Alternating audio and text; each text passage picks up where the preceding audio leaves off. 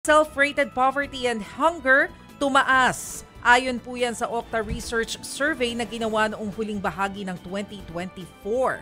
50% ng mga pamilyang Pinoy ang kinukonsiderang sila ay mahirap. Mataas mula sa 43% noong third quarter. Tumaas din ang self-rated hunger sa 16% mula sa dating 11%. Ibig sabihin 5 sa 10 pamilyang Pilipino ang itinuturing ang sarili nilang mahirap, habang halos 2 sa 10 Pilipino ang nakaranas ng gutom. So kahit maganda pa yung numbers mo dyan sa ekonomiya, sa consumption, pero kung ang pakiramdam mo, kasi self-rated. So ang tingin mo sa sarili mo, ang pakiramdam mo sa sarili mo, araw-araw, kung poor ang pakiramdam mo, mahirap. Mahirap yun ka pa yung rin. yun yung feeling mo, yung tingin mo Oo. 'Di ba? Important to compared sa along with itong mga traditional numbers nga natin, ekonomiya, GDP, mga ganyan.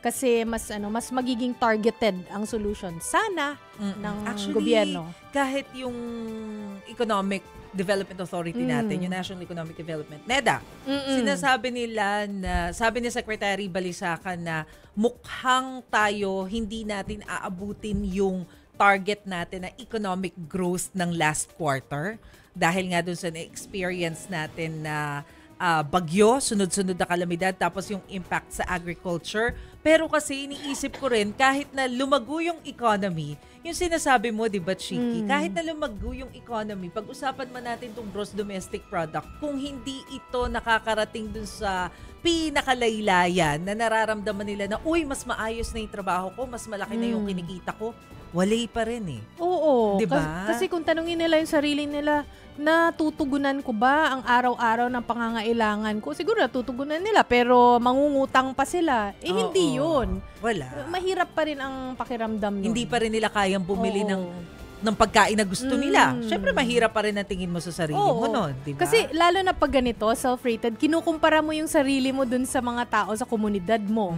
Di ba? Dun sa kapitbahay mo. So, ganun pakiramdam